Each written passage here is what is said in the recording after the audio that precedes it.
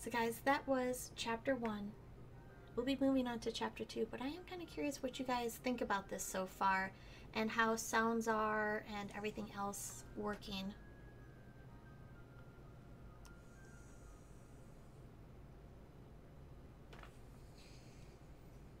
Alright, chapter 2. The impact felt unlike anything I have ever experienced. The skylark's body did not bounce. It gave beneath the intensity of the fall and its own weight. Bone, muscle, and skin crumpled underneath me while hot splashes of foul-smelling blood coated my body. The force threw me from the skylark's head straight onto the ground. Horrible images of my body crushed flat flashed through my mind before I realized that I somehow miraculously survived.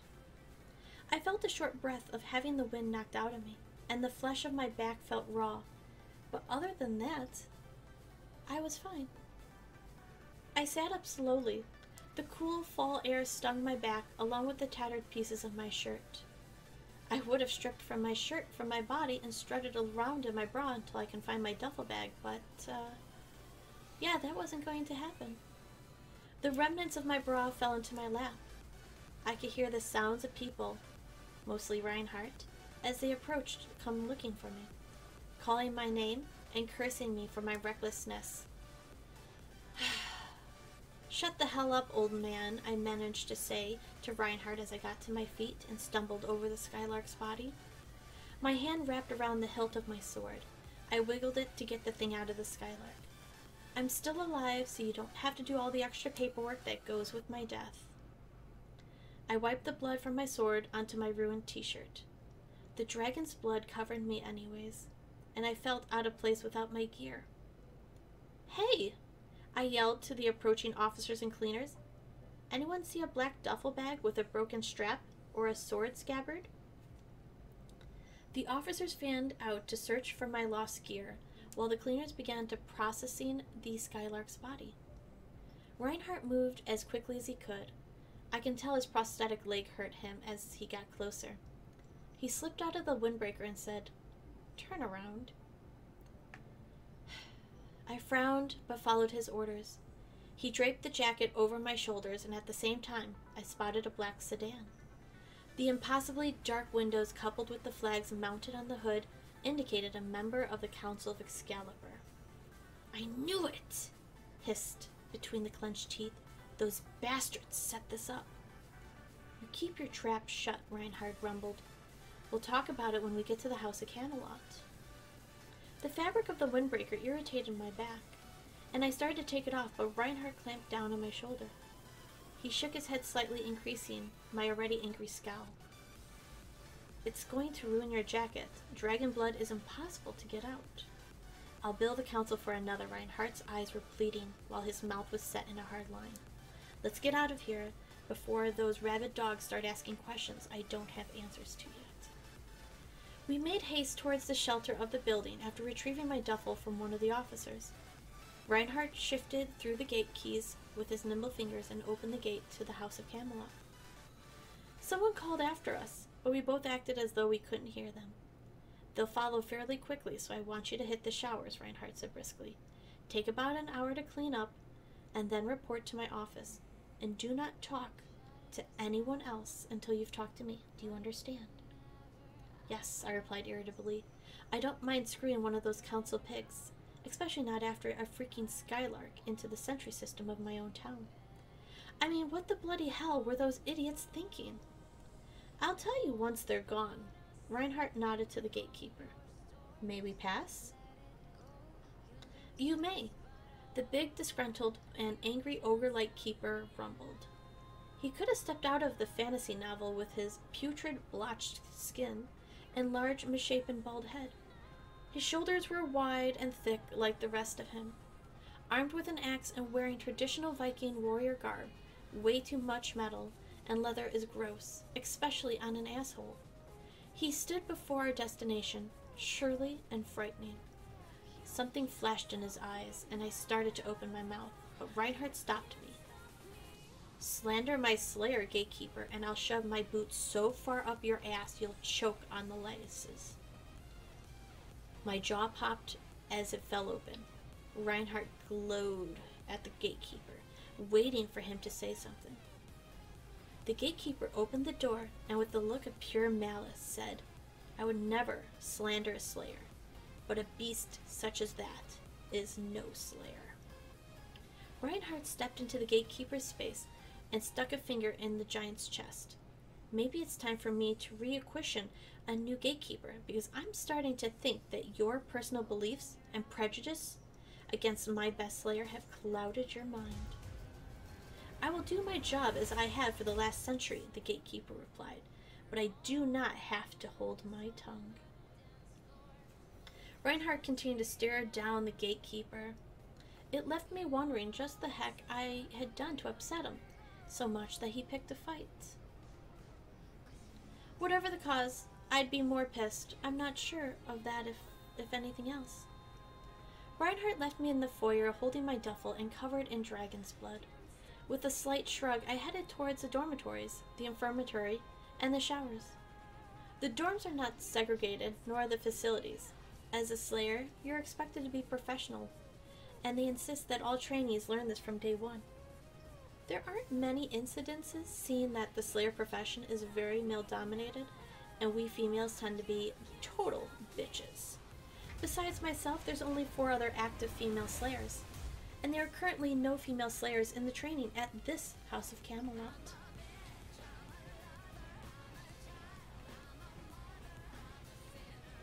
Thank you guys. That means I'm the equivalent of an all-boys school. Not that there's anything wrong with that. I love me some hotties in a towel. Mercifully, it seems as if I would get the showers to myself. The trainees were busy with their morning routines, and I wasn't aware of any other slayers besides myself staying in the area. As far as the community facilities went, these were really nice. There are 2 rows of shower stalls with actual doors lining the room, along with some of the fluffiest towels ever. A well-stocked necessities cabinet stood in the dressing area, full of anything a visiting slayer may need, including full-size toothbrushes. You have no idea how much you miss a toothbrush until you are in the middle of nowhere without one. Ugh, so nasty. I selected an exotic-smelling bath set from the cabinet and set it on the shelf in the shower. I couldn't hang my duffel like normal because the strap was broken, so I put it beside the stall door where I could see it. I didn't need any of the trainees messing with my gear, especially now sheathless sword that rested on top of it. Pulling my compact mirror out from the bag, I took off my bloodied clothes and trashed them. The leather bracers, however, I gently cleaned them with a damp towel and left them atop of my bag. Evelyn would have to recondition the leather, but at least they weren't ruined. With the mirror in hand, I went to the full-length dressing mirrors near the door. I kept the towel firmly bound to my chest with one hand, while the other positioned the mirror so that I could see my back. My stomach dropped to the floor when I saw the cause of my pain.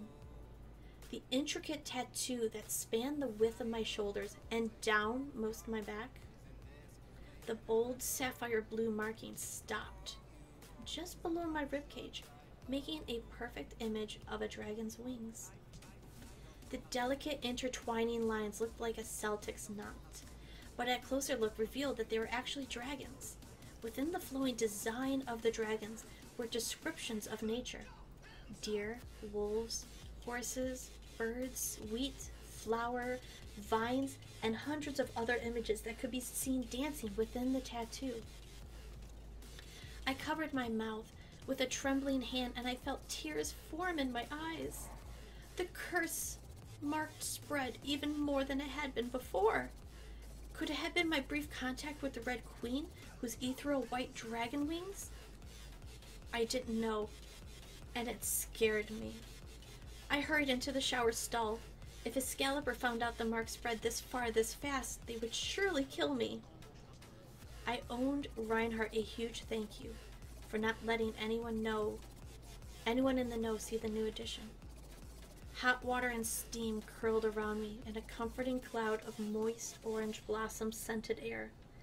I watched as the ribbons of dark red water turned into a pale pink, and then clear.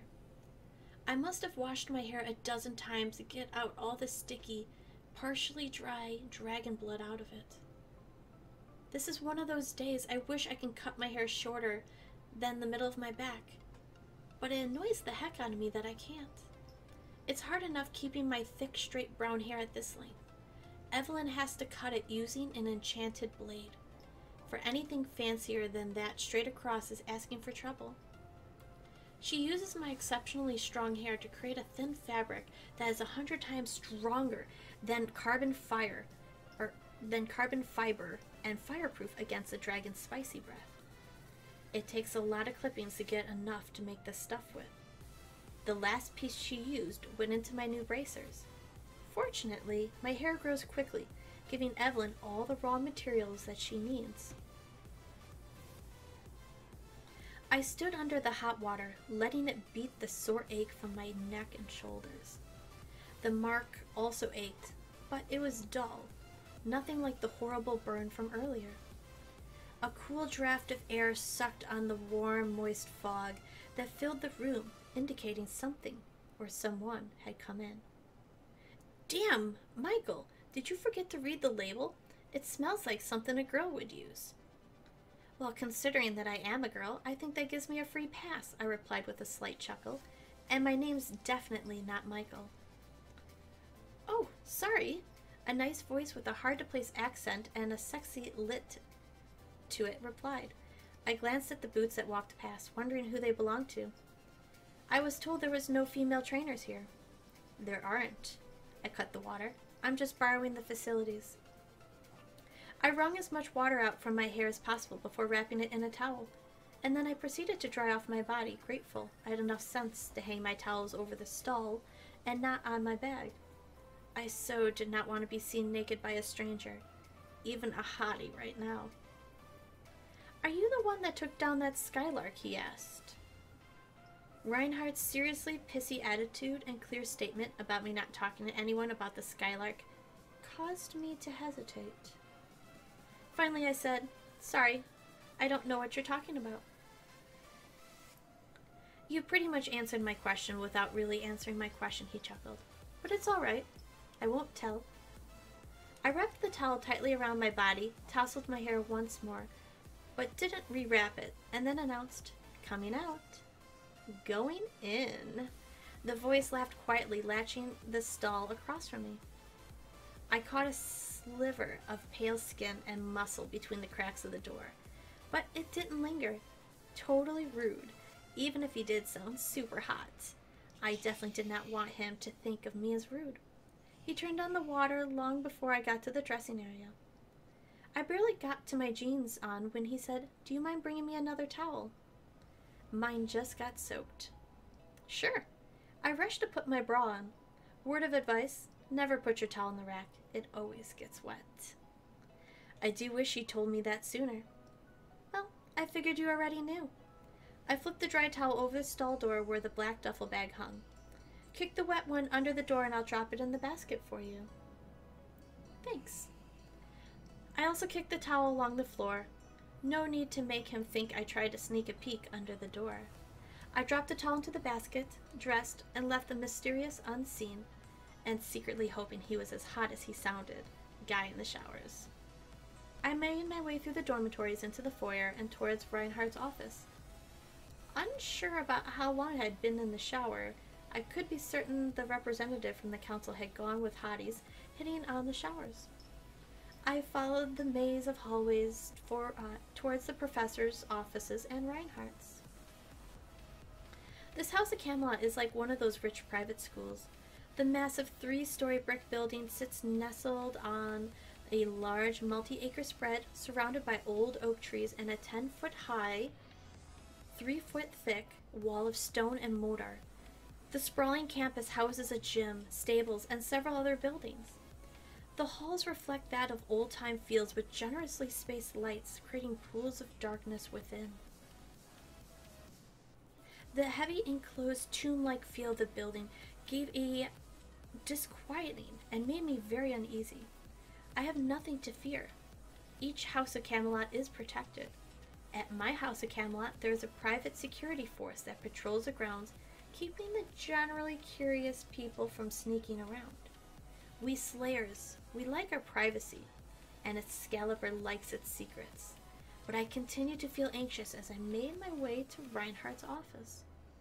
One of the guards happened to come around the corner while I fooled with my way too wet hair, an attempt to starve off the squidgety feeling in my stomach. It soaked the back of my dark green V-neck, making it uncomfortable on my skin. He grinned at me. "Congratulations, Ace." He kept that stupid grin as he spoke. "I hear you set a new record with Skylarks. 50 kills. No one's even close to you." 51, I corrected. "My record is 51, and if you ever call me Ace again, I'll feed you your freaking balls. Got it?" He blinked at my ugly reply, clearly confused by my anger. I walked at a brisk pace past the guard and paused at the end of the hall long enough to say, "Pierce Guywen is the only person who I have ever let call Ace, and considering he was my partner and that was supposed to be his call sign, I let him get away with it. You're definitely not Pierce, and don't ever think for a minute you have the right to call me that." "I'm sorry, Gwen," the guard mumbled, dropping his eyes. "I didn't know your former partner gave you that nickname." "It really wasn't a nickname. Excalibur gives all of its slayers a call sign. You don't get a say. Pierce was Ace long before he met me. His previous partner was King. Excalibur struck with the stupid card theme, and they paired me with Pierce. My sign is actually Joker, as in Joker's Wild, but it changed to Lancelot after Pierce's death. No one dared to call me Joker or Ace since, except this stupid douche." I glowered at him over my shoulder. "Even dead, Pierce is still my partner." "I thought you were getting a new partner today," the crowd frowned. "Everyone's been talking about it. Hell, we're even taking bets on how long the poor kid will last before he quits or you drop him." "Repeat that?" I growled. The part about the bet, or that you're getting a new partner?" the guard asked. "No freaking way. That's why I'm here." "Son of a dog," I spat. "Unfreaking believable." "You didn't know?" The guard fidgeted. In that case, I didn't tell you." My anger bubbled beneath my skin as I stalked through the halls towards Reinhardt's office. "Why now?" my mind screamed. "It's been almost 2 years. Why are they forcing a new partner on me now? What kind of game are they trying to play with me?" After Pierce's death, Excalibur tried to partner me with other slayers, but I always found a way to get rid of him. When the 5th partner quit, the Council of Excalibur stopped pairing me up with new partners. I thought they gave up. Guess I was wrong, but I'll be damned if I let them push me around. Guess I'll have to fight them. Again. I strode unannounced through Reinhardt's door, interrupting him in the middle of a conversation with some poor kid. My eyes narrowed as the runt greeted me cheerfully. He appeared scrawny, with dirty blonde curls of hair framing a baby face, and a large, pale blue eyes, excluding innocence, trust, and inexperience as he sat in the chair. He wore a suit, an honest-to-God penguin suit. The crisp black jacket overlaid a pressed white shirt and black tie. Entirely too big for the kid, and it swallowed him whole. Sweet Lady of the Lake, he is cannon fodder if I ever saw it. "Oh, hell no," I rumbled, turning at my attention to Reinhardt. "This shrimp is not replacing Pierce. Not in this time or in the next." "Gwen, calm down and we'll talk about this." "No! No! No!" I actually stomped my foot with anger and irrationality. "We're not going to discuss this. He is not my partner. Period." "Gwen, look at him," I bellowed. "He won't lend 10 seconds with me.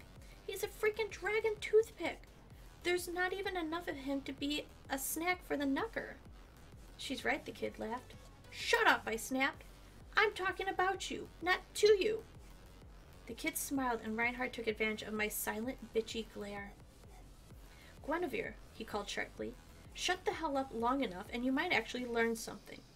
I don't need to learn a damn thing when I already know this kid's not hunting with me. Ever. I'm not a kid. I'm 18. And I'm not going to tell you to shut up again, I hissed. I'll punch you in the face next time. You will not, Reinhardt boomed, slamming his hands on the desk, coming out of his chair. Hey guys, how you doing? I know you haven't gotten over Pierce's death, but that's no excuse for you to act like a one-eyed hog in a dogfight. You're right. I felt my anger cool, but it was a burning cold that froze my entire body into a frigid, hateful ice cube. My hands curled into fists, and my nails bit into my palms. I still haven't gotten over Pierce's death, or the fact that I killed him. I put my blade through his heart right here in your office. My voice sounded off, distant, and unfamiliar. I stood right here and I killed my partner. The least I can do is not replace Pierce, to not lose another life because I'm not good enough. Reinhardt straightened his spine as if to continue the argument and then sighed, letting his anger and tension fade with that single breath. Gwen, Pierce's death was not your fault. The basilisk's larva already ate away most of his brain, and he was suffering from the pain and madness that thing caused him when he attacked you. No, you're wrong. The icy anger in my stomach thawed, and I blinked rapidly to keep from crying. You didn't hear what he had said to me. He was still aware. He was still in there with the damn thing when I killed him. Reinhardt reached out to touch my arm, and I jerked back. Don't touch me! Do not touch me! There is nothing that will relieve this guilt, this burden. And the only thing I want for you to do is to tell those stupid bastards on the council to stop trying to replace Pierce. I don't need a new partner. I can handle any job they give me. Alone. I turned on my heel, intending to storm out before Reinhardt could say anything else, and plowed face first into someone's chest. Guinevere Reed, meet Graham Albion. He's your new partner.